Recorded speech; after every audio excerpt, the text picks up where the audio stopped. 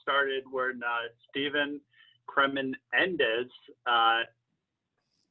was talking to me one day, and he said, we should get together and have all the people talk about what they're doing, just so that we could all be updated. And I thought it was a good idea, and we sort of tossed around the idea, and we were trying to set something up, and of course COVID happened, and so here we are. And so in this virtual format, we have a lot to cover, and we're going to try and keep it tight. So you see that I have an agenda. I'm asking each presenter to do just 5 minutes, and I would encourage people to use the chat function to either ask questions or to make comments, and we're just going to keep moving. And for people to be able to connect at a later time, if there's things that people overlapped or like the ideas of what people were talking about, we'll talk about next steps at the end there, you can see also. So with that, can you go to the next picture there, Colleen?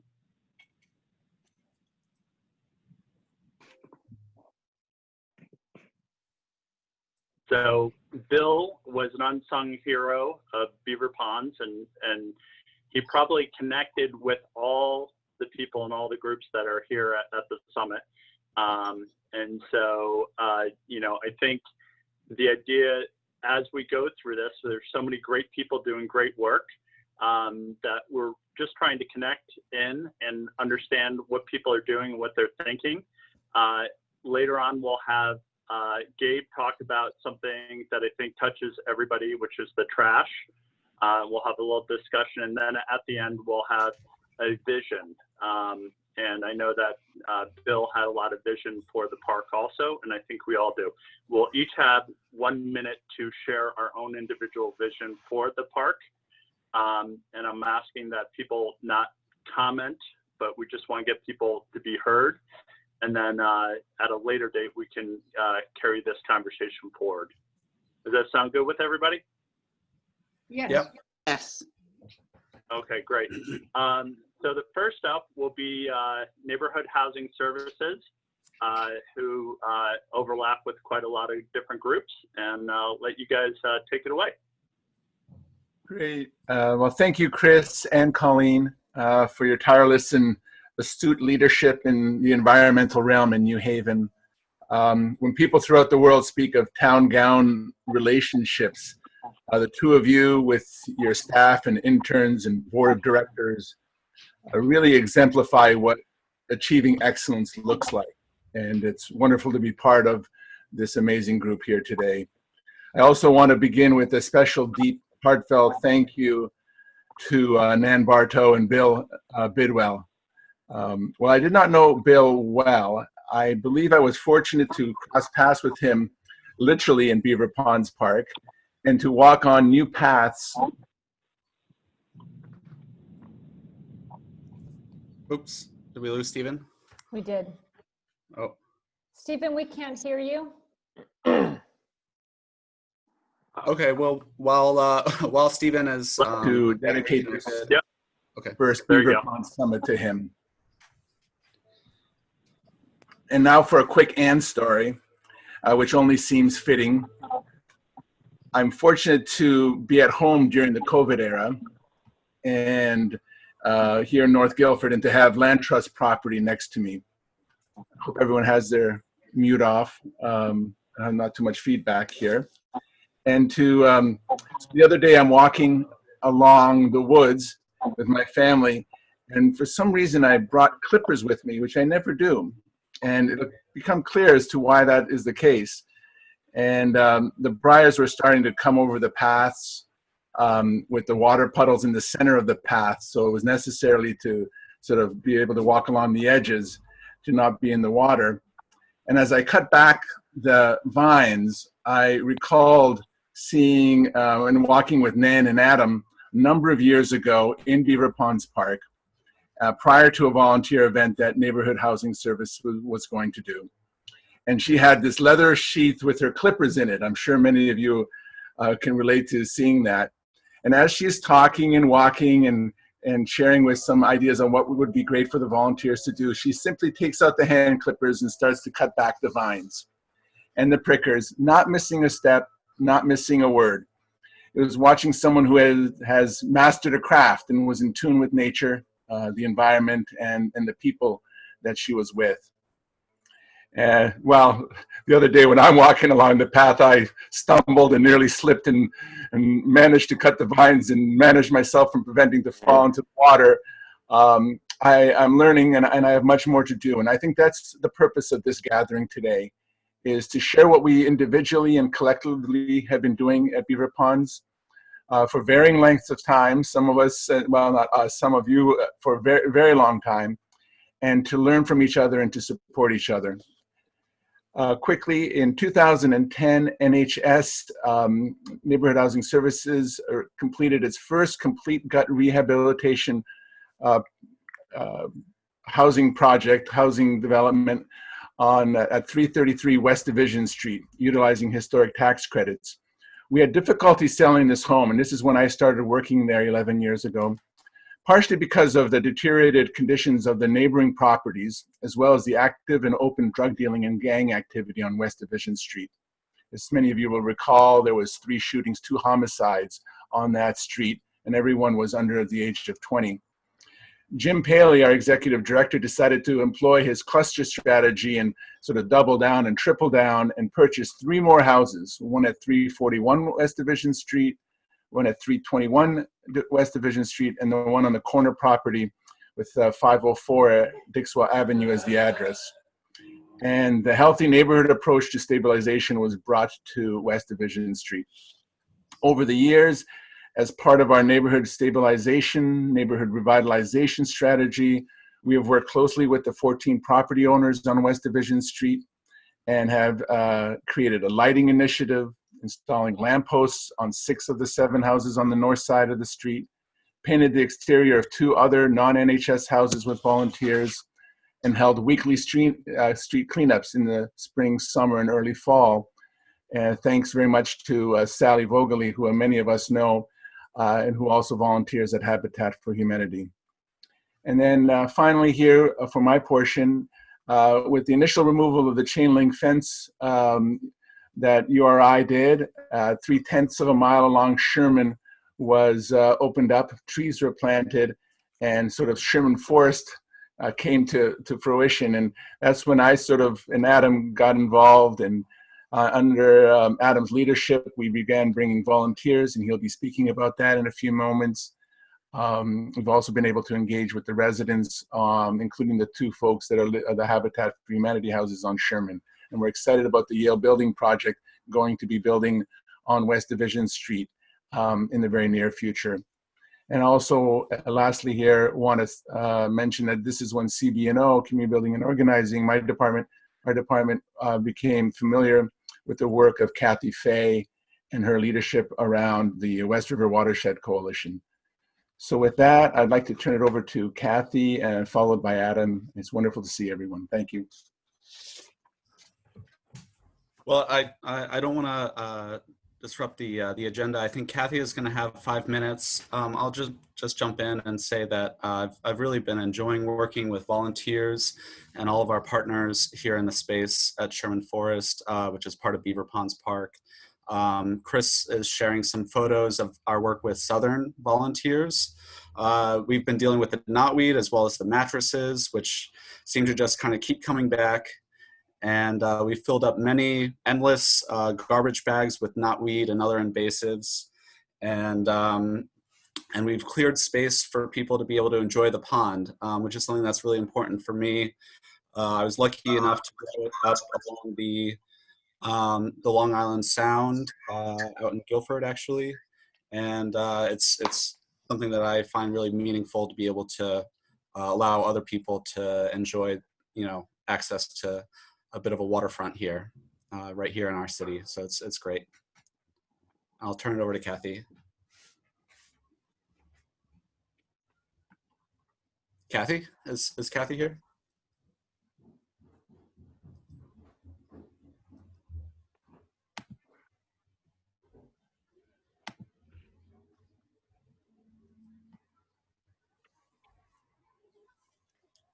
Kathy, we can see that your mute is, there you go.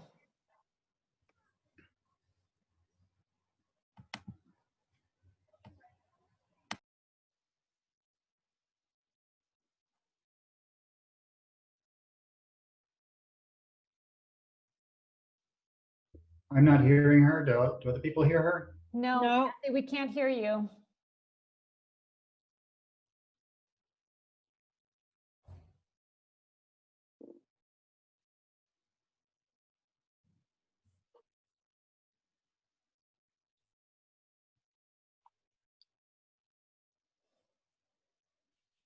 We can't hear you still. Kelly, what's next on the agenda?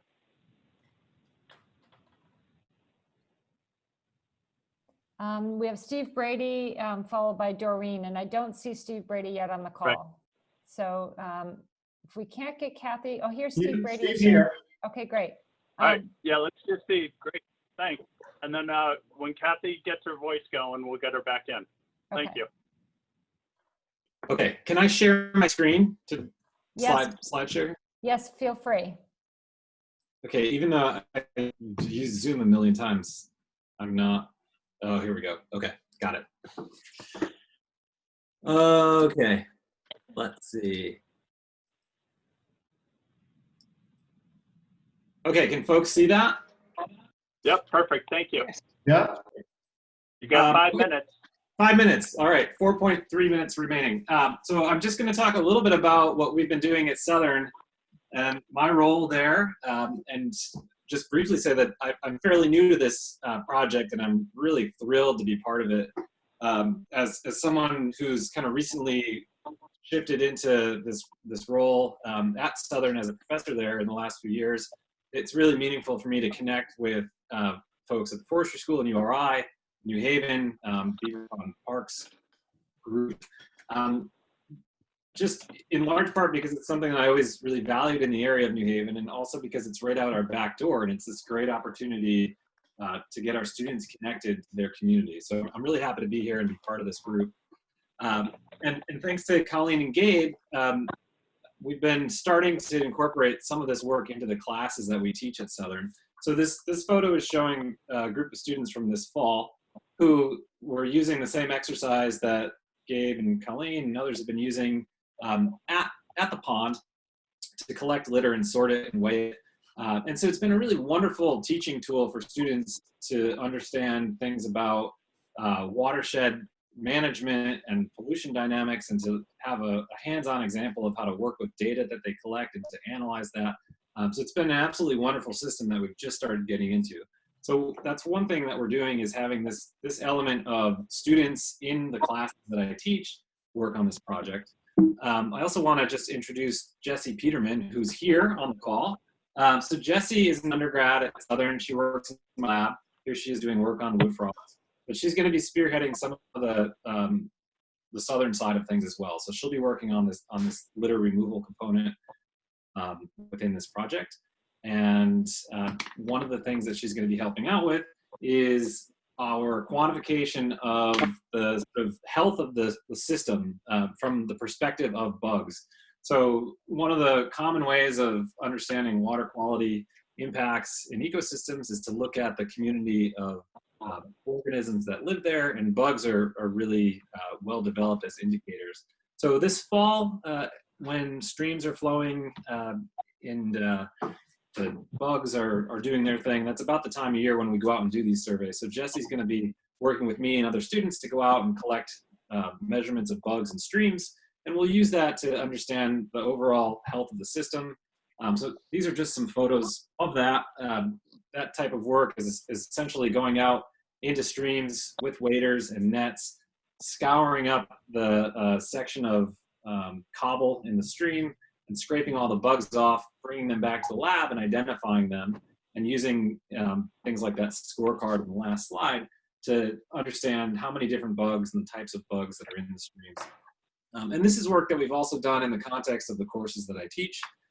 So just a couple of photos of that. Sometimes it's pouring rain outside, but the work goes on. So, and then the last thing I'll do is just share some information from Susie Huminski, who I think can't make the meeting, but she wanted to relay that they've been doing work too, within the sustainability office at Southern. And last year they planted trees with U.S. Fish and Wildlife. And at some point soon, there's going to be a pollinator pathway that goes somewhere from Southern over toward Beaver Pond Park. Okay, so that's all I have for a high level overview of what we will be doing from Southern's role. That was awesome. Thank you. Yeah, sure. Really appreciate it. My pleasure. Anybody have comments or questions, please type them into him or the general. Kathy, is your voice working? Nope. All right, Doreen, are you ready?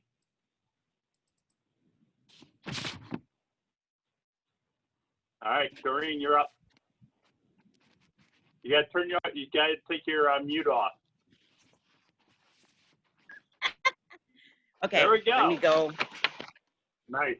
I'm outside, but I'm going real quick. And if I Welcome. could share my screen.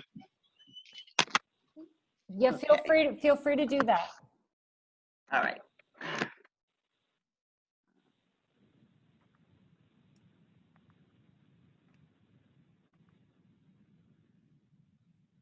Okay.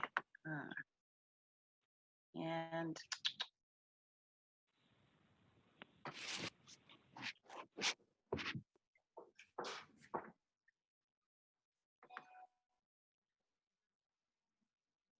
Time's ticking.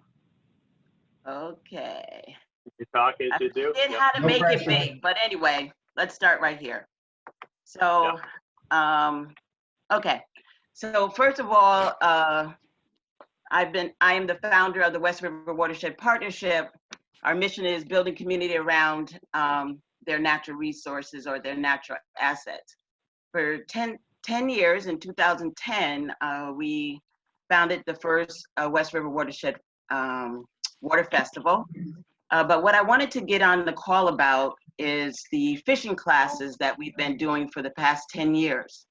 So I am a care instructor, and since 2010, we train about 300 youth in fishing classes that is provided by the Connecticut Deep Care Program. Some of the things that we do under this watershed education is community engagement through training. We offer Project WET trainings for teachers and youth leaders. Again, the Water Festival, for the past 2 years, we've been doing something called Flying Wild and Wet at Beaver Pond Park, working in collaboration with King Robinson School.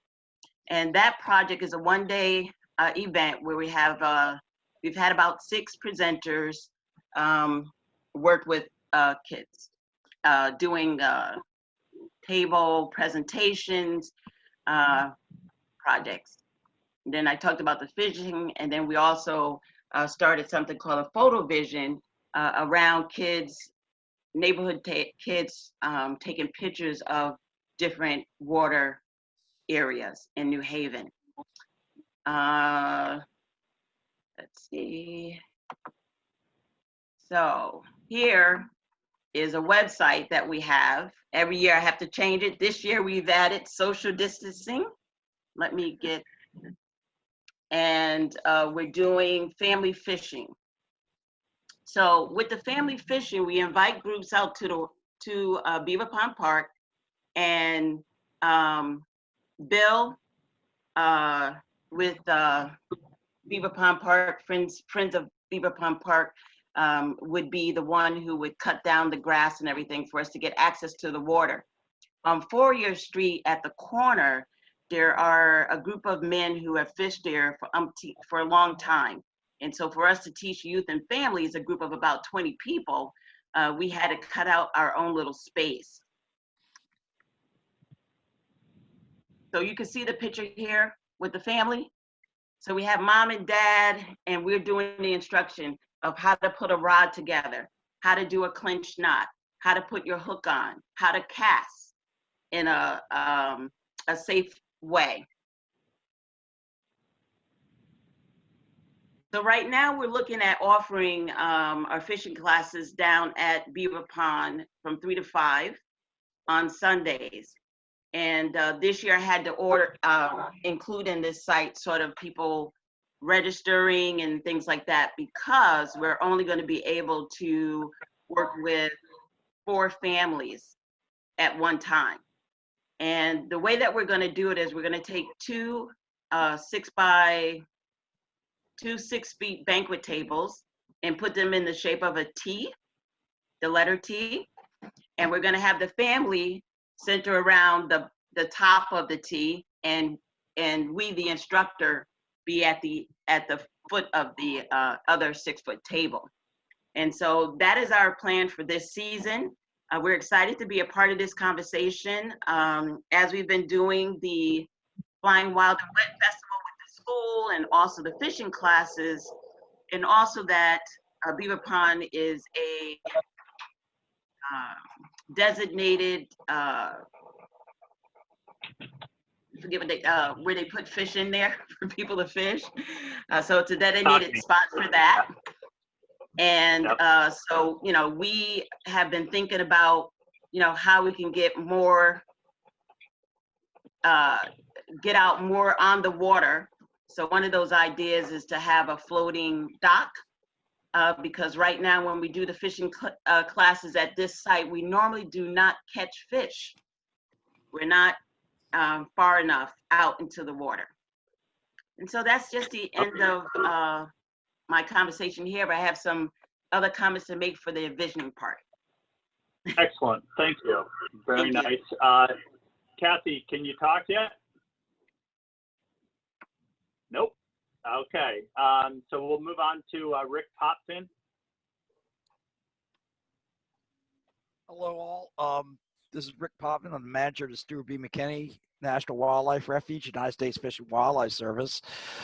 We have been involved with Beaver Ponds Park for quite a while.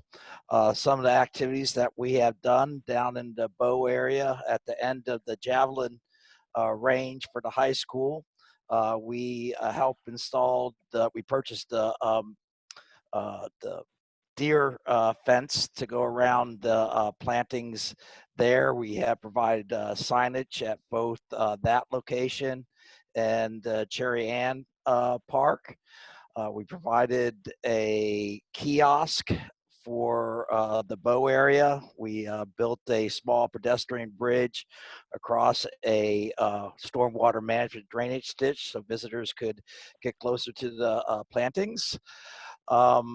Over at Cherry Ann Street, Fish and Wildlife Service crews and heavy equipment removed probably about 30 yards or 30 cubic yards of debris off the site. We did the initial clearing of invasive species. We planted the grass area there. We both built the initial trail and fishing pier there. So that was a very nice project for us. For this coming summer, we are still planning on providing a six-member youth crew to crew leaders from our youth conservation corps service for a week of work in New Haven, which will include some work at the Oasis site at Cherry Ann, as well as the pollinator meadow there, trying to reclaim some areas from invasive species and preparing them for replanting.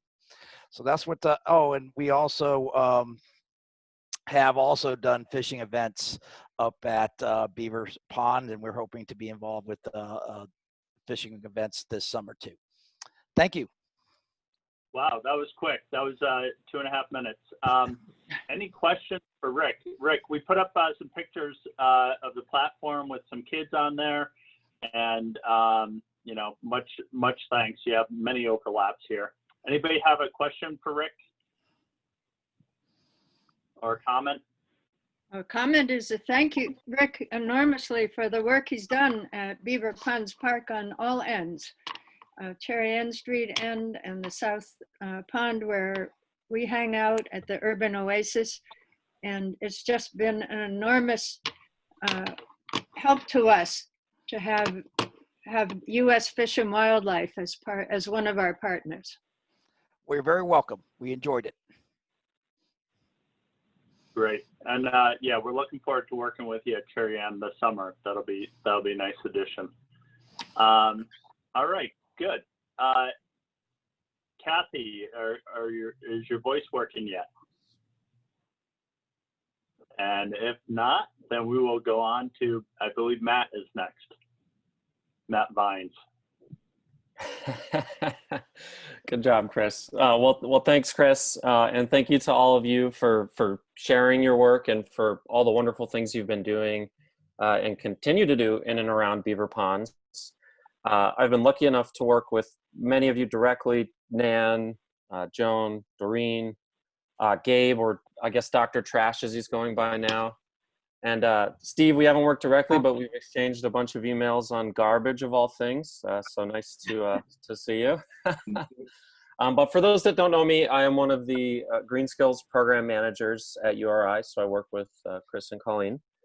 And one of the projects I've been working on recently is our efforts to construct a new walking trail and also do some forest habitat restoration along the eastern edge of Beaver Ponds adjacent to Sherman Parkway. And this project builds off of some earlier work, as Stephen mentioned, the tree planting and fence removal in that part of the park, and also Bill's efforts to build a trail system into the woods on the eastern edge there and down to the water's edge. So the work we're doing now is supported by Connecticut Deep through their Urban Green and Community Garden initiative. We've also had inputs from New Haven Parks for some more fence removals. And phase one was really focused on the installation of this new walking trail running from the New Haven Police Academy, pretty much across the street from Amistad. And running up till Harding Place, so about 1/10 of a mile.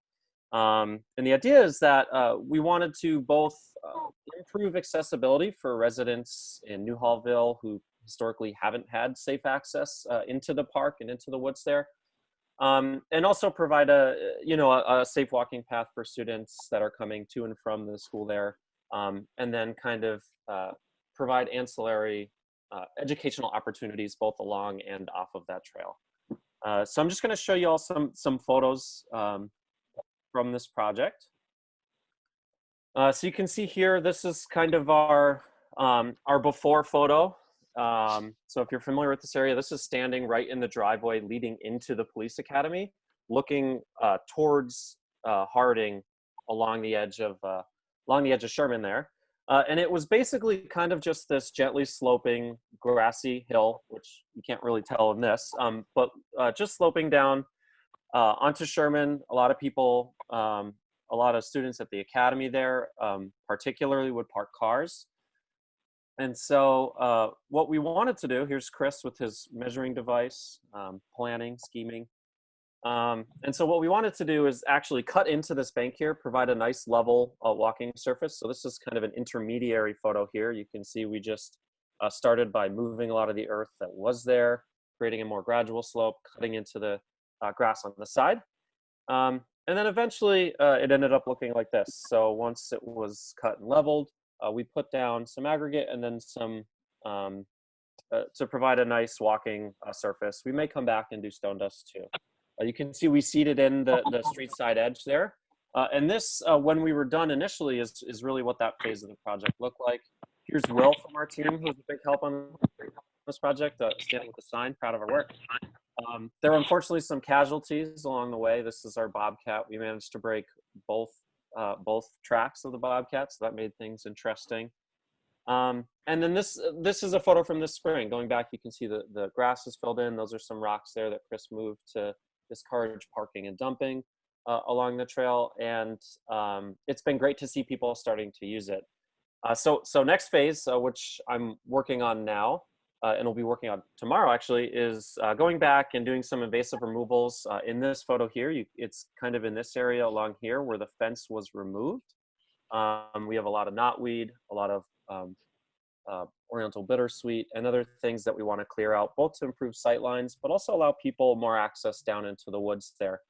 There's a clearing a bit closer to the police academy that we're hoping to fully clear out, and that can serve as kind of an informal outdoor classroom space.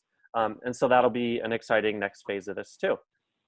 So that's, like I said, what I'll be working on moving forwards. And if you see me out there, stop by and say hi. Very nice. Anybody have questions? Matt, that was great, 4 minutes. Any questions on that from anybody?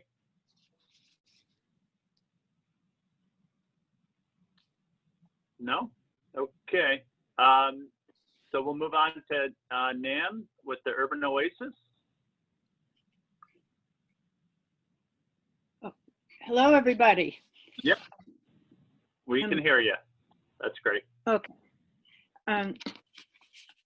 I wanted to say to all of you that I've been having a vision of Beaver Ponds Park being the kind of park it's becoming right now. And this summit shows how much Beaver Ponds Park has come together.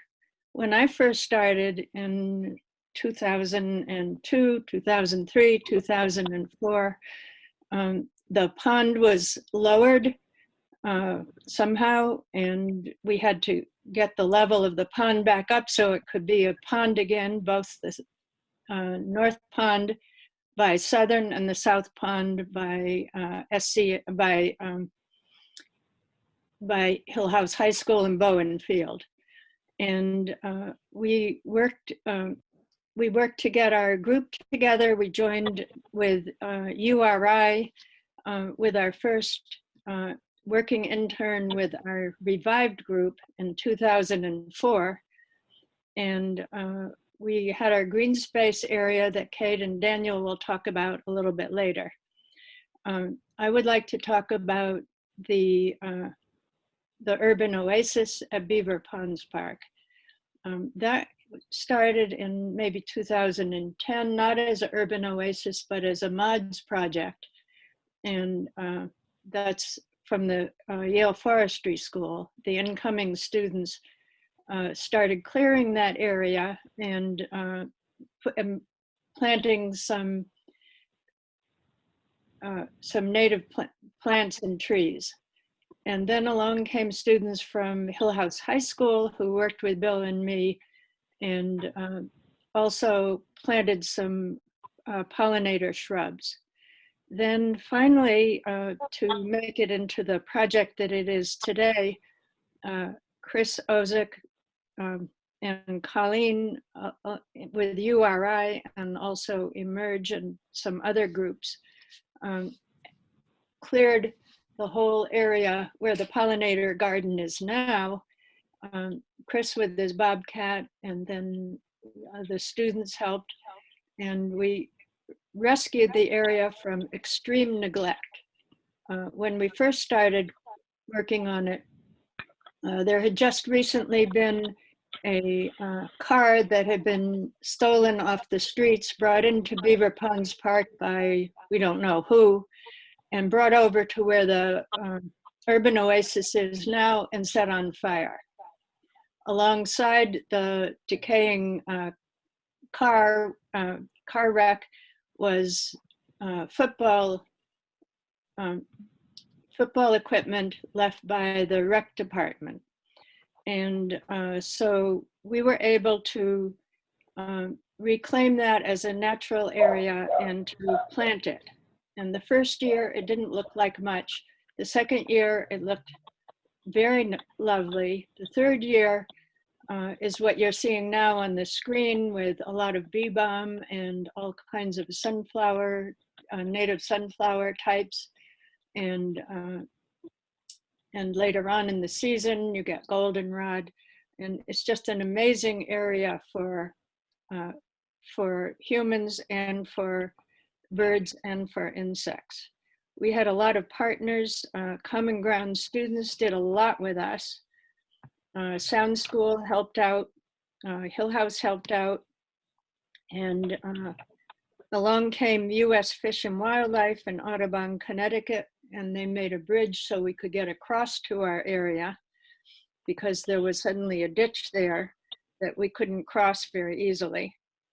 And we had all kinds of spirit help, because every time an organization helped us, we were able to continue with our vision and not to give up. Because sometimes when you work on these big projects, you feel as though you can't do it alone and you need help. And suddenly all these wonderful partners came along to help us. So I just want to mention a few because I don't want to miss them at the end, so I'm going to say them now. Neighborhood Housing gave us great hope when they started working on the Sherman Forest area. And we want to build a trail all around the park, and that was certainly a help. Ms. Connie Vereen at Cherry Ann Street Park revived that park. Susan Huminski and now Stephen Brady at SCSU have helped us. Doreen with her fishing and her kids. URI, of course, which has helped us all along with U.S. Fish and Wildlife and the New Haven Parks Department. So without these groups, we would have made our little forays into Beaver Ponds Park, and then we would have done other things. But because we have this group, we've been able to keep ourselves together and have beautiful areas of the park like what you see here in this picture. So thank you all. And now I turn it over to Kate Ezra or Daniel Hedrick, who is a member of Friends of Beaver Ponds Park. Great, thank you. Hi, everyone. It's so great to be with you. And I'm especially happy to hear the reports from so many of the other groups that I wasn't even aware of, and see how everybody's coming together to really support the environment and to create an even greater Beaver Pond Park. And it's just fantastic. I'm so happy to be a part of it. So I wanted to just say a bit about what the Friends of Beaver Pond Park do. Our goal overall is to create a beautiful, inviting natural space that will be a haven for people and for wildlife. And what we do to encourage that is we've created many garden beds. You can see here this photograph of Patrick and a young helper with one of the beds along Fournier Street that we recently put in. So these beds have mostly native perennials, shrubs. We've planted trees with the help of URI. And we're mostly emphasizing the plants that will attract birds and butterflies and the pollinating insects. We also spend a lot of time cutting back the invasive growth and the weeds. We want to create spaces along the pond edge so that people can actually sit or stand and view the pond and view the wildlife. Having those open areas is really important. We meet every Wednesday evening during the summer months to continue with our planting and weeding. And we've also used that time to plan and to implement some special projects like creating the stone benches or putting in the stone benches along the pond edge, and putting in the signage that talks about the native plant and animal life that's seen around the pond. And I know that was a special project of Bill Bidwell's, and it's really nice to see those signs there. Our plans for this summer, of course, are a little changed because of the COVID situation, but I'm heartened to know from Nan that we will be continuing to meet on Wednesday evenings, probably starting in July and continuing through September. So it's a little bit later than our normal schedule, but the important thing is that we will still be coming together to do what we can to continually improve and maintain the park. We would welcome anyone else who would like to join us. We always like to have new members, and young and old. We take all types. And I think that's about it. Thank you so much for everything that you all are doing, and I'm just delighted to be a part of this great effort. Great, thank you. Joan, we got 1 minute for Beaver Ponds, Friends of Beaver Ponds. Do you want to mention your idea? Yes, I'm going to try to keep this to 1 minute. So, moving forward in Beaver Pond, I think there's a great opportunity for us to create 2 areas for children. One would be a play area. There's a boulder in that park that every time I'm in there with a child, they are always climbing on that boulder. My granddaughter has even named it Fred. So I think that if we had a play area with boulders, it would give children an opportunity to really explore and to feel comfortable with nature, get them outdoors, because we know our children are not outdoors as much as they should be. So can you guys still hear me? Yep, that's great, thank you. So that, and the other is a children's garden. Our children are always with their parents. This would give them an opportunity to have hands-on experience for themselves and not just vicariously through their parents.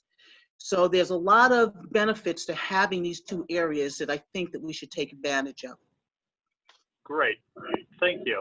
Really appreciate that. Kathy, I think, can we hear you? Kathy, can we hear you? I see you're on the phone. I see you're talking. All right. Somehow we're not getting through. All right. And do we have Miss Connie on the phone? Yes. All right. Love it. Could you hear me? So, yep. So we're gonna talk about Cherry Ann Park now. We have a couple pictures we'll put up, and if you want to just tell us a little bit about how you got started and what you've been doing over there, and that would be great. Okay. First of all, I want to thank you. I want to thank the City of New Haven. I want to thank URI. I want to thank Wildlife, Green Space. I want to thank our older person, Ms. Delphine, Common Ground, Scott Miracles, Yale students, all our interns, and all the other members that came out to help us build this park from scratch. As we know, Cherry Ann Street was a dump at first. And when I moved here, it was only college kids here, but then all the children came in, and the college kids move out, then they move in the children, like 10 kids each apartment. We got like 74 children over here, and they had no place to play. So my dreams were to try to find some place for them to play. So then we created the park, and with the thanks of URI, the City of New Haven, and all those other good people, we've changed the dump into a park, which is really nice. Now that we're doing a lot of work down there, we have our gazebo now. Our splash pad is coming. I don't want to talk too long. No, you're fine. Okay, I wanted to thank everybody that took, because we had like about 70 kids playing in the street. The park came in very handy. We work hard along with the kids. They work hard too. And now it's a beautiful park. And I still can't, and we started it in 2014, but we're still doing a lot of work down there.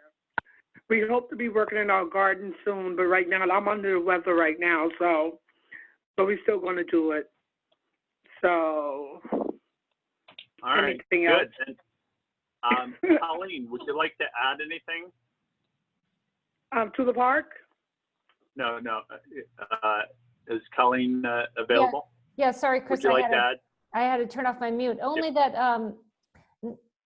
I think Ms. Connie covered it really well. We're really fortunate to be able to work with the community. And as she said, we have the gazebo went in, and sorry that I just stopped my screen share. I was going to show you that in that last slide, sorry, I'll get it back up. Can you guys see my screen or not?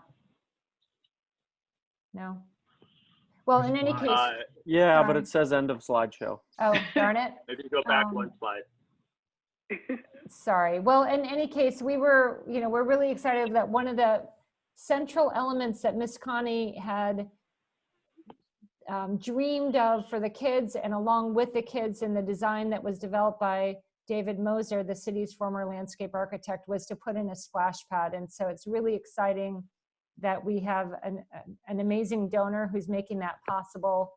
And Chris is working with the new landscape architect, Kat Jacobs, and it will be going in the next few weeks. So it's very exciting to see Miss Connie's vision become real. So we're grateful to be part of it.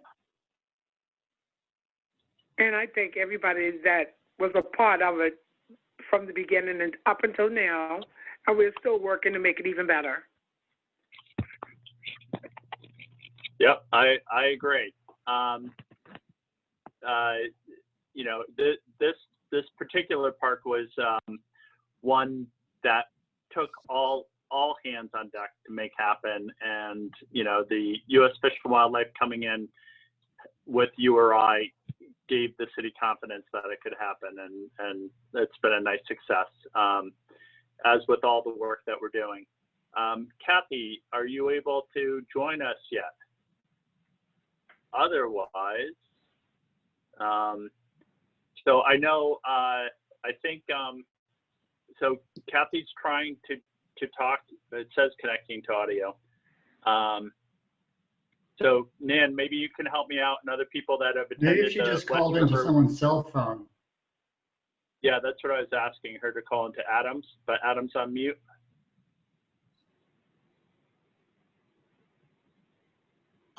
Yeah, I'm here, but I could call her. You were later. Yeah, I was trying to get her to call you to patch it through. Okay, well we're getting close. How about so I think what Kathy wanted to talk about was the West River Watershed Coalition, and so they've been working to work on all tributaries of the West River, and Beaver Ponds is part of that. And they have monthly meetings, and they have work days. And I would encourage people to get involved with that. And I think trying to keep a connection between Beaver Pond as part of the headwaters. It's a sewer shed that then leads into the West River. And we'll talk about what Gabe's doing, because that will also impact the West River and may even inform other work that the West River group may want to do in the future. Anybody want to add anything to that about the West River Watershed group? I don't know why am I on? I mean, it's not, I don't know what's happening with it. Hi, Chris. Can you hear Kathy? Now, Kathy. I heard Kathy. Can yeah, you we hear can me? hear you now, Kathy. Yes, Kathy, speak to us. Oh, wonderful. Okay. Well, I'm going to do a little bit of a short, not old history, but recent history of some of the things that have been happening in Wisconsin. When I came back to New Haven in the 90s, Beaver Ponds was pretty neglected, both the park and the ponds themselves. But whenever I think of these times, I think of three remarkable men who taught me so much about these ponds and the history, land, and communities around them. Those men are no longer with us. They would be Ed Grant, Brian McGrath, and Bill Bidwell. I also think of one woman who I consider the pond's guardian angel through all these years. And of course, we all know her, Nan Bartow. She pretty much engaged all those other folks as well. Nan would probably point out all those other folks and not take credit onto herself. But back in the mid-90s, she reached out to the Dixwell management team and was in contact with Jerry Turek and Ed Grant and Peter Davis, and we all went out and did a a big cleanup out there in the pond, and especially the South Pond. And we pulled out a lot of trash, floatables and sinkables from the pond themselves, and also from the land around it.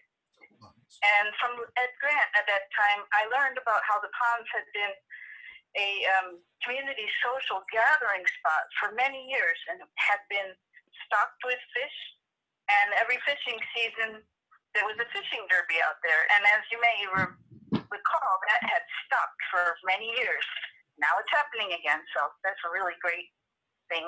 And we should pat ourselves on the back, especially Doreen. And then later in the late 90s and early 2000s, again at Nan's urging, I recall walking around every shore of the two ponds together with Nan and Brian McGrath, who grew up playing on the shores of Beaver Pond, spotting fish, befriending turtles, and digging bullets out of the muck for his collection. From these walks and talks, learned about the way the South Pond had originally been deepened to drain the surrounding marsh areas. And I also learned that the South Pond was silting up and becoming shallower and shallower and not as friendly to some of the fish species. So there was an effort to raise money to dredge the South Pond. And unfortunately, not enough money by the city was raised. But there was enough to do a dredging project at the duck pond in Edgewood Park, which is what ended up happening. There were some guerrilla actions to re-raise the level of the pond a few feet. And there were also walks between the pond and where it went out Beaver Brook. And Beaver Brook went along Fitch Street, past Southern, Fitch Street, and underground until it reached Wintergreen Brook, and then from Wintergreen Brook into the West River watershed. And I don't think that many people really ever realize that Beaver Ponds is part of the West River watershed, because the connection isn't visible above ground anymore. Anyway, later in the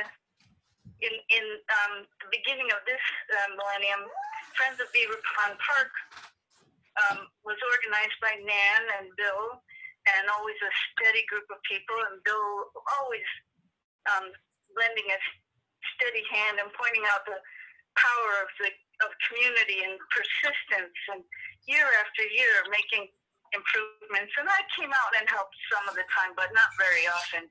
Really, that was Friends of Beaver Pond Park all the way, and really transformed that surrounding area.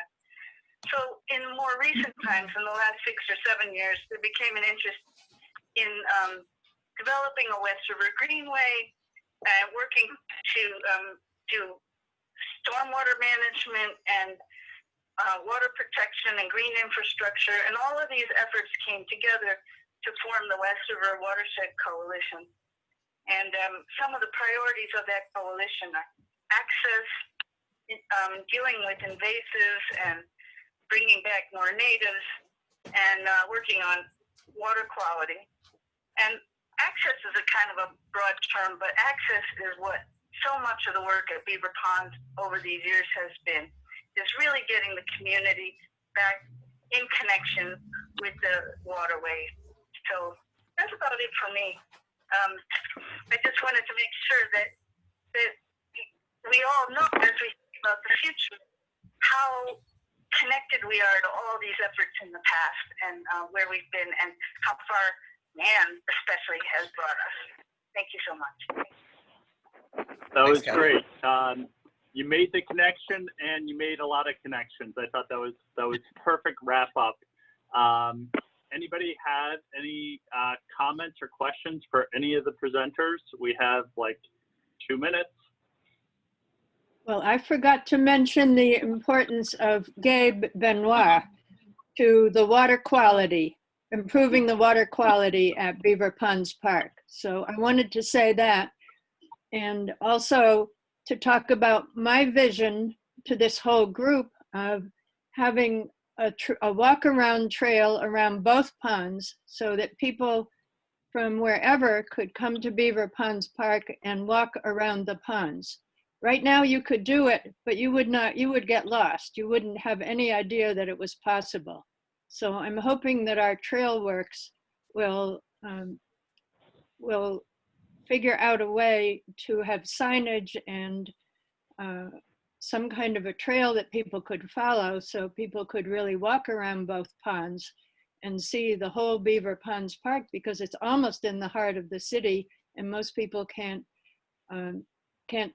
be in nature if they're just out on their sidewalk or their front or backyard. But if you go to Beaver Ponds Park, there's a lot of nature. That's what I wanted that's to great. say. After Gabe's presentation, everybody will have a chance to do their vision. So if people want to echo that, that would be great. And that'll help us maybe form some sort of mandate. Any other comments or ideas people had as people were talking? No? All right. Well, on to our main attraction, Dr. Trash. No trash talking, please. Can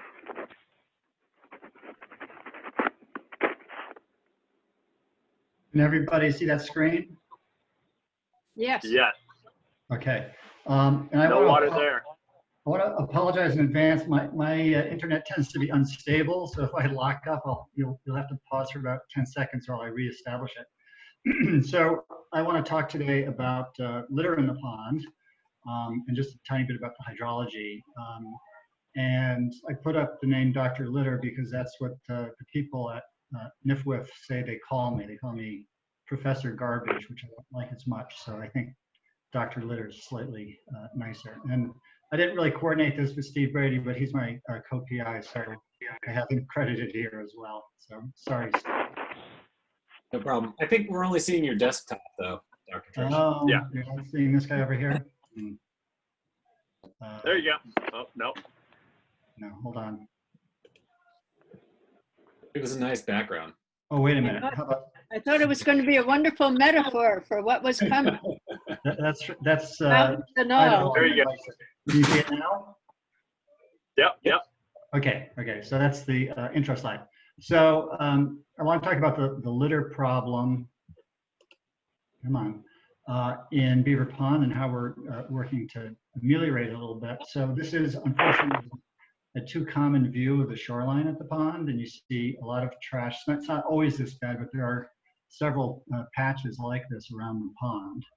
And you might ask the question, well, are people littering in the park? And the answer is definitely not. I mean, all of this stuff is coming in from the storm drains. People litter in the streets around the city, and it comes in 8 different pipes with stormwater into the park.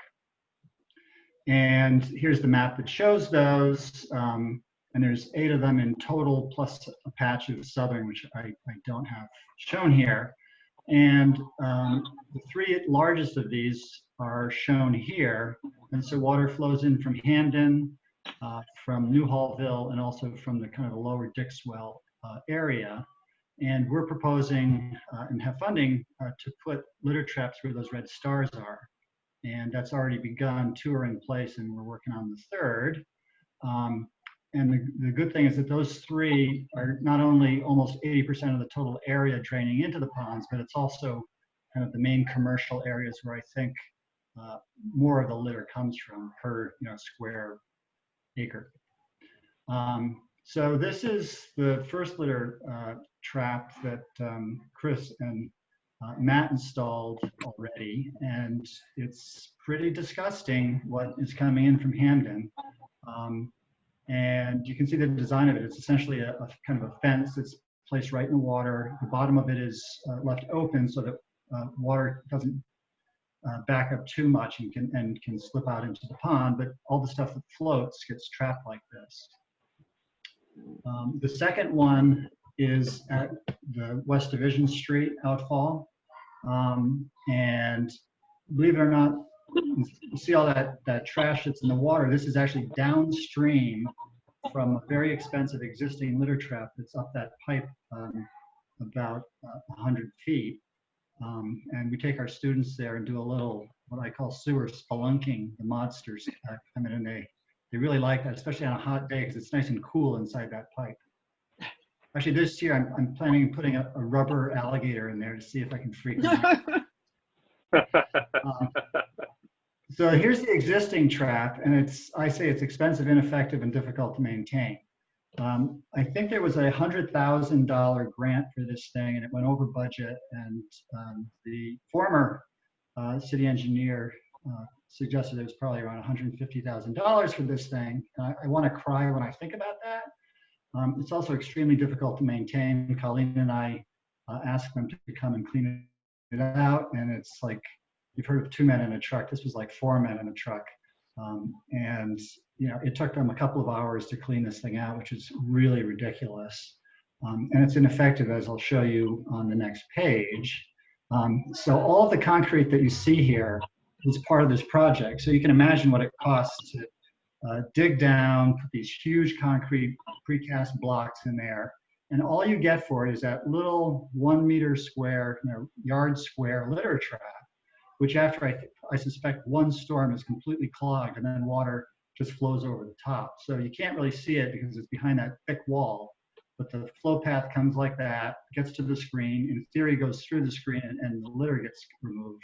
But really most of it's probably going over the top, and then it flows towards you. I'm standing at the very end of the pipe, about 100 feet underground. Well, we've gone back in there and done what I think they should have done in the first place, which is to put some kind of a trap at the end of the pipe. It's much easier to get to. It's a lot cheaper. It only costs $500 materials. That's not 500,000. That's 500 just plain old US dollars. And we just put it in last week. We haven't had a storm come through yet, but I'm confident.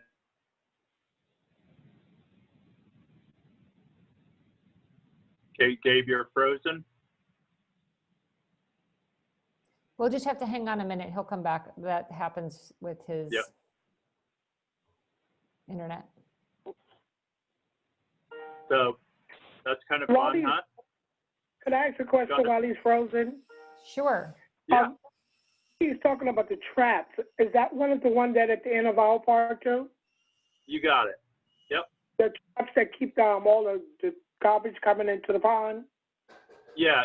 So right now, all these are temporary, and we're trying to figure out which ones are going to work the best. Yeah, because Gabe, are you back? Because when he said it's coming from him, then I assume that would be the one that's coming in from him then. You got it. The one on Cherry and the one at our park. You got it. That's right. Okay. Gabe, we see you're back. He's frozen again. Yeah, so the idea is, Gabe is setting up these and collecting data on what the trash is and the types of data. And the one at Cherry Ann Park. Okay, tell me part of my talk. Yep, great. There you go. You're ready. Where was I when you blanked out? You had just talked about setting up the current system over at the big pipe. Okay. And when it blanked out on me, I think I was talking about how we're going to install 3 different kinds of traps at this location to kind of evaluate their effectiveness. So one will be this kind of net bag. The other will be a fence kind of arrangement similar to what you saw at Cherry Ann. And then the third will be a boom that floats in the water. That'll have to be a little bit downstream. And it's this sort of thing. This is not at Beaver Ponds, it's some other location. So we need to get your screen back up. Oh, okay.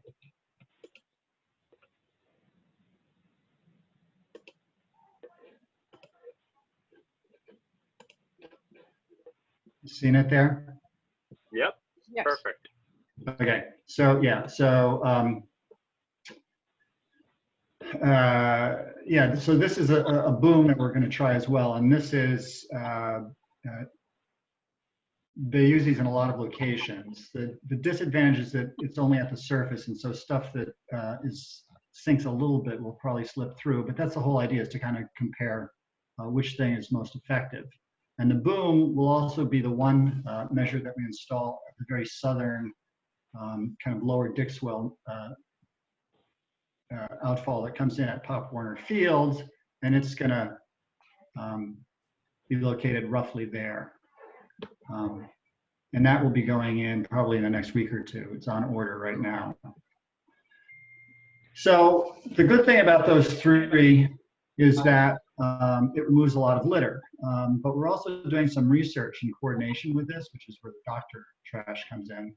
And I just finished preparing a so-called quality assurance project plan for the EPA, who funds this work.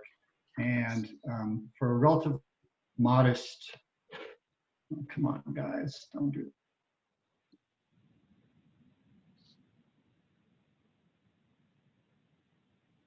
Okay, we lost him again.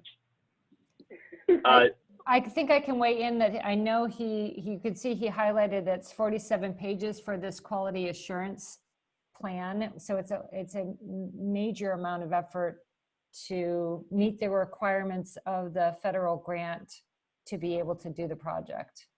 That's delayed his work, but is finally, I think, finished. Okay, it says I'm sharing my screen. Am I sharing my screen? Yes, and we can hear you. You're good. Okay, so, and it sounds like Colleen jumped in and was explaining what was going on. But anyway, for quite modest grant, we had to write this 50-page document to explain exactly what it is that we were going to do.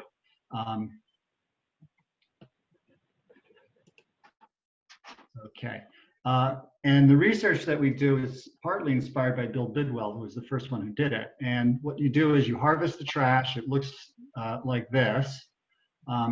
But then you sort it into different categories. And here's my student, Kevin Jiang, who's been doing this work. And you also see in the foreground, there's a balance. So he sorts it into different categories, and then we weigh it, okay? And there have been other people who have done this kind of work in the world. And the one thing that they did, which doesn't make a lot of sense for me, is that they tend to sort it by what the litter is made out of, what the material is, plastic, glass, wood, and so forth. But for me, I think it's more interesting to know what the identity of the stuff is, because that tells us kind of where it comes from. And this is a picture of Bill Bidwell's early work, and he had this set of categories, and we use one that's kind of similar based on our sorting. We've modified this a little bit. And the other thing that we do is we look at freshness dates. So as you know, a lot of products, you look at it and it says, used before, best before some date. And that tells you a little bit indirectly about how old the product is. And so for the first collection that we did at Sherry Ann, you can see that these dates are all for recent years. You don't see stuff from the aughts and the zero and the teens or anything. So all of the litter that we're collecting is relatively recent. And what that tells me is that if we can stop it within a couple of years, there won't be any more litter on the banks, because it's really new litter. The rest of it's probably getting washed off in the stream or something. So here's a little bit of our preliminary data. This is just the first month, and I just ranked them in order of abundance. And this portion, this 0.4 means 40%. This would be like 20%. And the thing that I find kind of interesting is that the combination of alcohol-related items and plastic bottles, and throw in a couple of others, is almost all of the trash. And so that suggests that there are measures that we can take. So why do we categorize it? Well, the answer is because then we can maybe manage it. And one thing that really impressed me was the number of these little nipped alcohol bottles, the kind of thing that you get on an airplane or like in a mini bar at your hotel. And believe it or not, there's a couple of states, Maine is the closest one, that do have a redemption value on this stuff. And I think that if we would do the same thing in Connecticut, that we might eliminate this.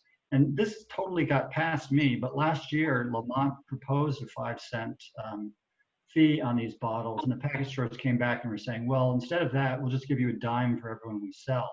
That doesn't help in any way though, because unless you put that money directly into picking these things up, no one's going to pick up the bottle and redeem it.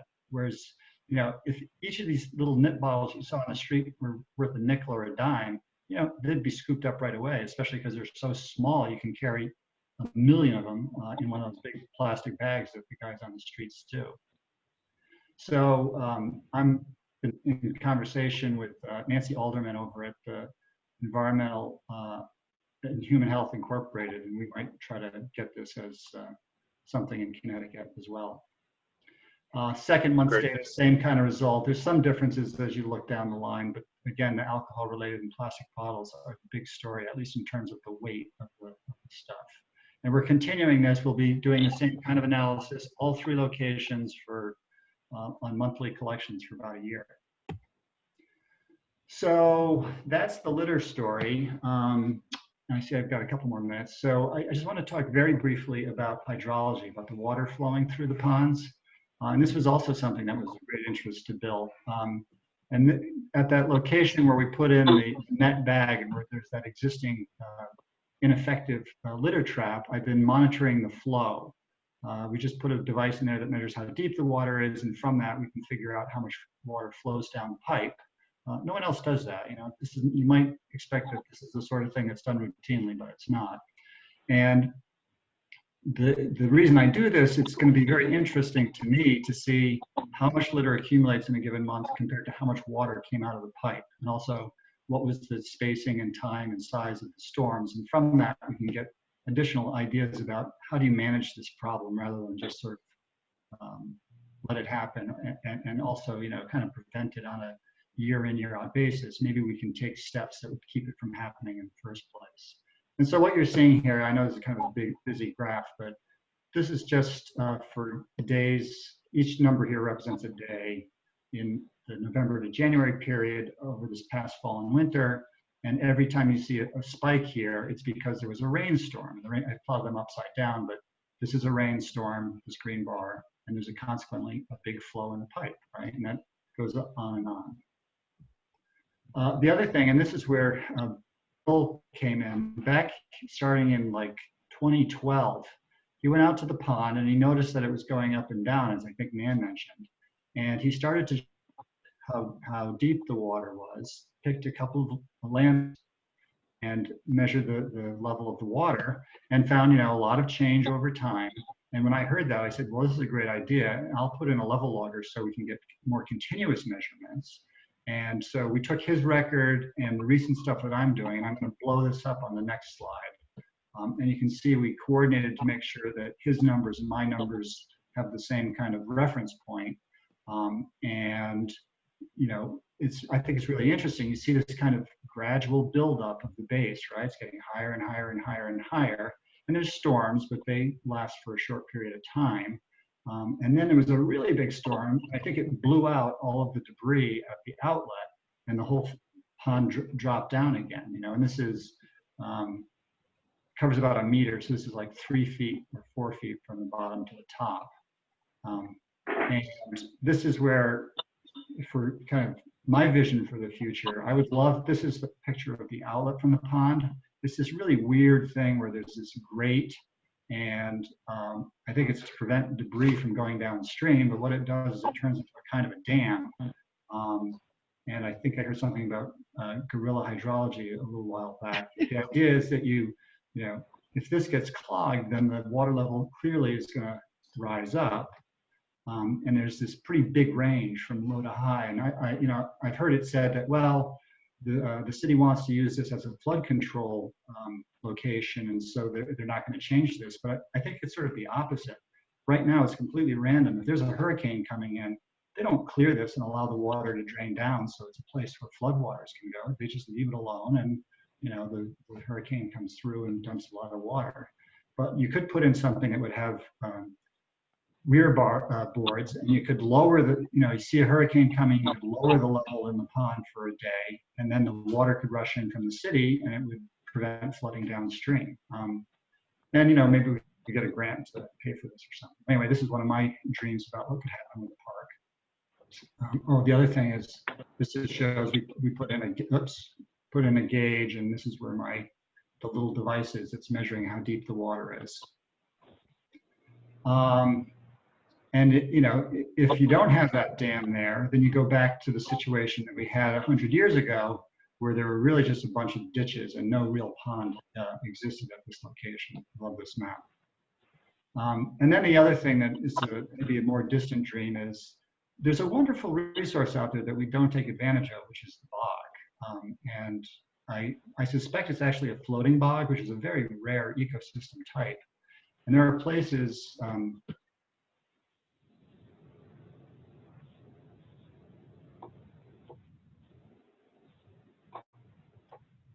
Well, Nan, do you want to talk about the bog on the other side of where you put the osprey nest?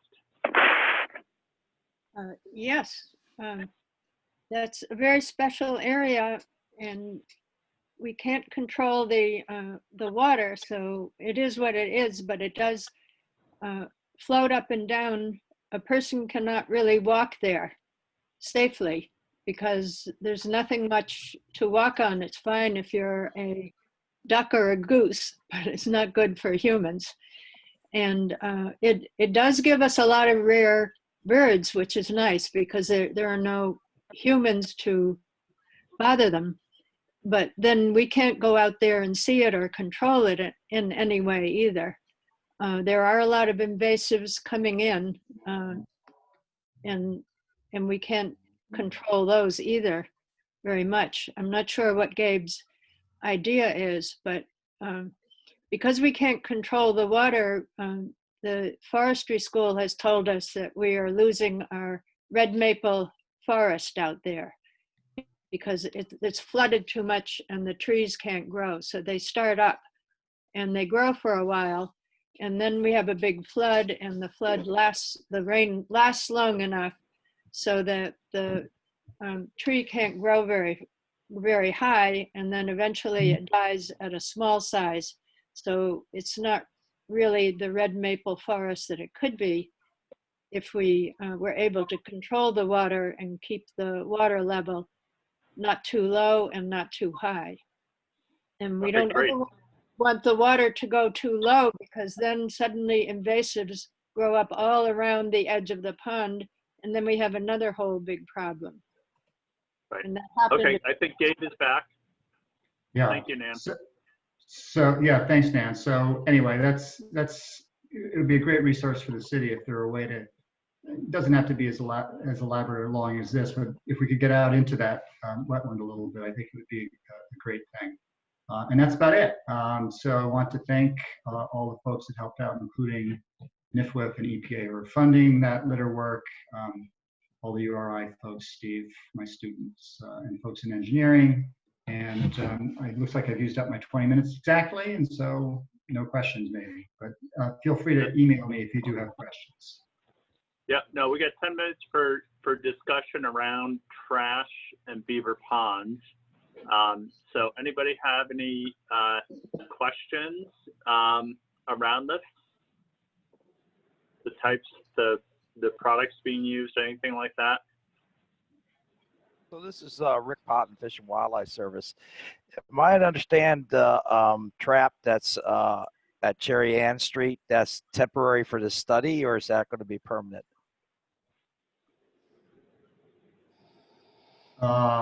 That's a good question. It's probably going to be temporary, but I mean, there's a bit of a conflict because there's a fishing platform there. Obviously, the fish don't need to go upstream because they'd be just going into a storm drain pipe. It's not like there's any habitat up there. Chris, do you have any thoughts about that? I think if I suspect that the boom is going to work probably one of the better ways. And because that's a narrow inlet, further up the inlet, you could actually put a boom and catch both of the outlets. There's an outlet to the left there at Cherry Ann too. And it would just be a matter of creating access in that marshy area to be able to get to a boom. But that would be my hypothesis of how to accommodate both fishing and collect the trash. Hey, Chris, what is the plan for cleaning these booms out? So I was talking before, Peter Davis, who's the river keeper for the city of New Haven, he's a volunteer and he goes out almost every day and collects trash around the city. And he works with Ben Haven, and Ben Haven has an employee that is an employee of the Parks Department. And so they have agreed once COVID gets, they had started doing this, and then once COVID came in, they can't do it. But we're hoping that they'll be able to do a lot of this work. And students will be doing a lot of this work right now. Matt has done some, I've done some. Dave was out there the other day getting a firsthand look at what we're catching and not catching and stuff like that. So I think we will find people to do that, but also if people want to volunteer, as long as we can fit it into timing for the research part of it. We don't want people just going in and pulling out stuff because then it messes our research up. So that we have a sign up at the Cherry Ann site explaining the project. So we're hopeful that as time goes on, we'll be able to create a system. And I know Dave has mentioned it and other folks have mentioned is every high school student should go out and clean out one of those, and then they'll learn not to throw stuff in there. Anything you want to add to that, Dave? Yeah, so far what we've been seeing is about 20 pounds of dried trash at the locations. And so, you know, it takes about an hour to harvest it maybe. And if you're not doing the sorting and everything, which takes a lot more time, but we just, you know, it could just be collected and then disposed of, or the plastics could be recycled if people want to. But it will require, you know, I'd say monthly maintenance probably, so it doesn't get too much. Right. Did that answer your question, Joan? Yes, it did. Thank you. All right, great. Other questions or thoughts on trash and beaver ponds? I actually have high hopes that if we can, you know, keep these things going for even, you know, a couple of years, that there'll be a significant improvement in terms of the amount of litter that we see along the shorelines. I guess I have another question, and that is, we know what is coming into the park. How do we educate the public to realize when they drop that McDonald's bag and that cup on the street that it winds up in our waterways? How do we approach? Because you got to start at the bottom of the people who are throwing trash out. That's for you, Gabe. That's for me. I'll throw that to Colleen. No, I mean, we could definitely, you know, I think it would be an interesting project and maybe funded by NIFWIF, kind of a public education. And I think, you know, ARM would say a year of data, we have an idea of sort of what, you know, obviously if you go and talk to the drunks that are throwing these nip bottles out of their car windows, they're not going to bring those home and recycle them. So I think you need to go to the vendor, you know, maybe to the liquor store or to the convenience store, depending on what the stuff is. And, you know, there's signage that we could put up, there's education that could occur in schools, you know, I think there's a lot of different strategies. But, you know, someone has to do that. It's going to take a little bit of money and someone's interest and effort in doing that. Yeah, not to belabor the point, but I know when I was growing up, there was a campaign for keeping America clean. And you know, that's when I was a little girl, and as an adult, I still hold that with me. So I think that education, starting with small kids, may help, you know, in the future. That's just my opinion. I think we all agree with that. I know a lot of nonprofits have done storm drain stenciling and education type stuff. There's a lady named Joanne Moran who does lots of fish, and she does big artwork stencils around storm drains to try and get people connected to that. So I think you know, it's ongoing, ever needed, and but getting kids down to see these where it collects may make the connection even better. So having these spots accessible and visible for student groups, I think may be part of the magic. Can I say something on that in regard to Yeah, that? Yeah, please. In the past HARP administration, there was an organization by the city. We had 2 meetings, I think. I don't remember the names of the people who did it, but there were, so it was a woman. The woman who works at Public Works, I forgot her name. She's like an, Honda. no, it's another woman who works at Public Works organized those meetings. Okay. Anyway, it looked good. It looked useful. It looked as though something would come of it, but nothing ever did come of it. And I think that we can do lots of things, but unless we have a citywide effort to address the problem of throwing away trash, I think we're not going to make a whole lot of progress. I think we need to educate everybody. I'll just add that that Nan, I feel like is something we hear from many park friends groups and other organizations across the city. For example, the Friends of East Rock Park has put up and paid with their money very large banners about not littering in the park. So I think you're right, it does need to be a citywide effort, and I think there is citywide concern because it's a problem that's throughout the city. Can I say something? And Hamden. Yes, please. I think it was called Clean New Haven or something like that. Yeah, that's right. Talk about neighborhood stuff. But just to add that, you know, the West River Watershed Partnership with our youth involvement in the schools would love to work with Jackie Robinson, Hill House, and Lincoln Bassett to do, you know, if we wanted to start something on a smaller scale, to, you know, do recycling and something around trash. I also sit on the Solid Waste Management Board, and I've been, you know, talking to them about trying to help fund some sort of, you know, maybe citizen science kind of idea.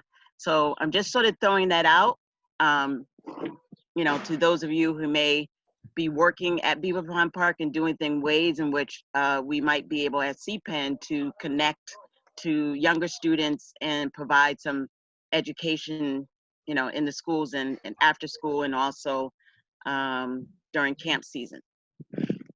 Right. How about Stephanie, then Gabe? Yeah, so this sounds so familiar. The trash is just everywhere and it doesn't seem to, you know, get solved. And all of these ideas are really good. I'm wondering if any community, large community, maybe similar to New Haven, has been, in the United States in particular, has been successful in, you know, reducing their trash, and maybe their public works department, you know, knows how many tons of trash they collect every year. And I'm wondering if we could, you know, if any community has ever had any success. It is interesting if you think about Japan or Germany, you know, they don't have this problem, and it's sort of a cultural thing. So, you know, I'm wondering how you change the culture, and which, if any, towns around New Haven size, you know, has had success. So that's my addition. Good. Finished. Good. It is captured forever. Gabe.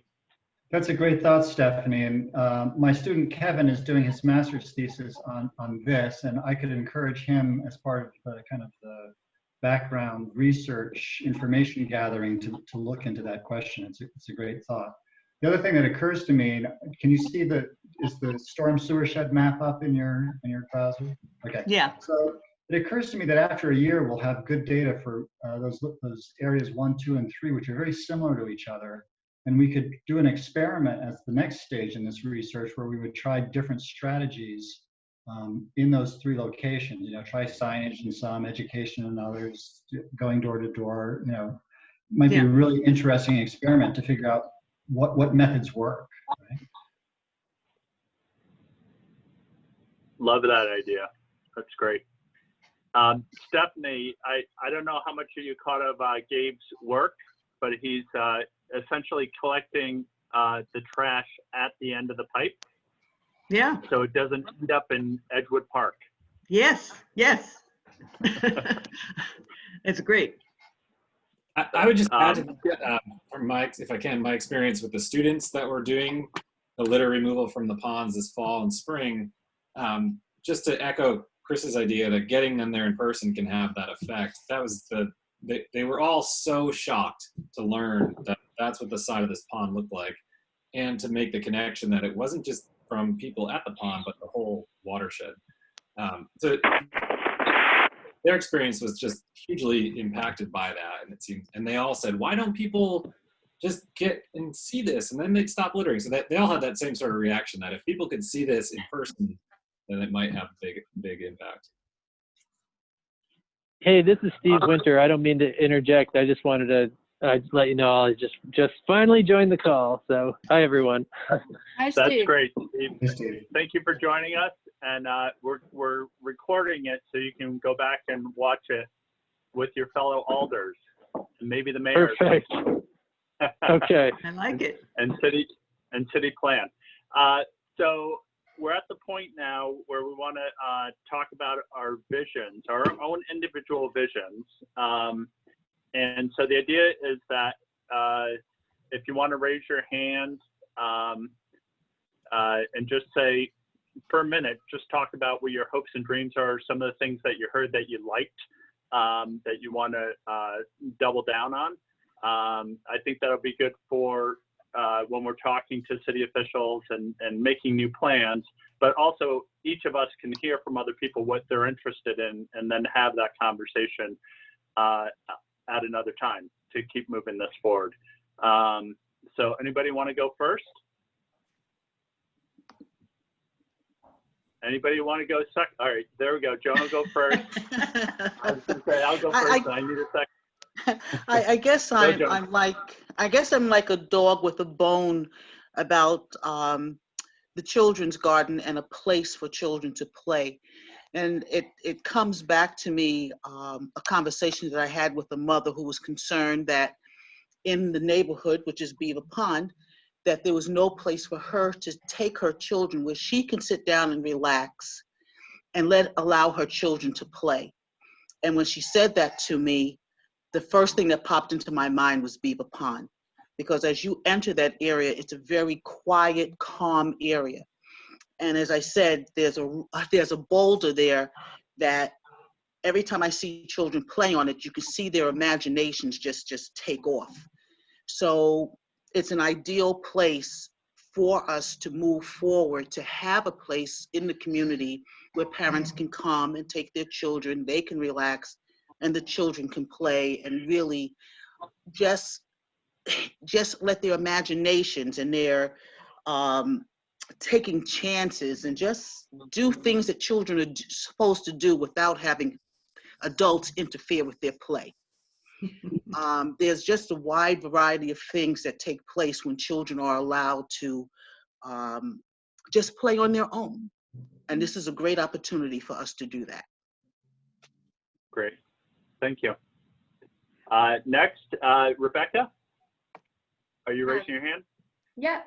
Yep. So before I say my vision, I just want to say my job, I work with international donors to Yale, and I was talking to a forestry grad lad yesterday who graduated like about 10 years ago, and he remembered coming to the park for his mods. And so when I said, that's where I live, he said, oh, it's beautiful. So I just wanted to share that. And he's in Brazil. I agree with Joan. I think it's really important that we can do more. You guys saw earlier, I have little kids and I want a place for them to play. And also just to think of it as like, how can we make it both a place for children, but also more of a community gathering place for Beaver Hills, but also the other neighborhoods as we were talking about. I think Nan's idea of having a path all the way around might help connect all of the neighborhoods around the park.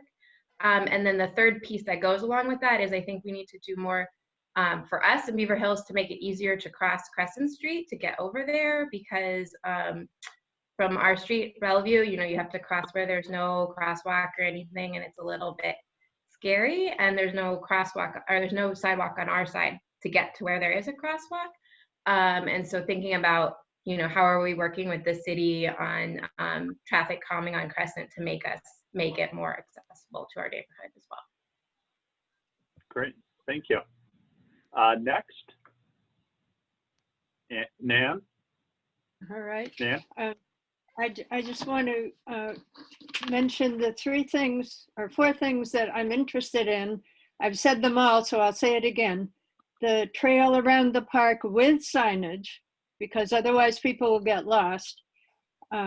Cleanup of invasive vegetation, especially Japanese knotweed. And then clean up the water, and URI and Gabe are doing a great job of that. And Peter Davis and his group. And then my last important question is, when are we going to have Beaver Ponds Park Summit #2? I think we need to plan for it now and not just say, oh, maybe in a few years we'll do it. We don't have to I agree. Date, but I hope there should be one. At the end of this, you can see in the agenda I had that I think we should do the walk in September. And I think we should engage city plan, but that's just one of my hopes. But and then I think maybe a summit like this each year might be useful. So that's my 2 cents. Next person that wants to go, Doreen.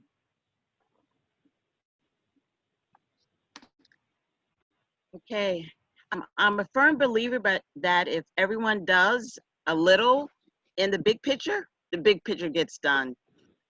So for me, I'm very interested in continuing to make Beaver Pond Park, the fishing area, a legit fishing area for families. And so the floating dock idea is a vision that I have, because like I said, right now we cannot get close enough to the water to cast, for people, a good sized group of people to fish. The other thing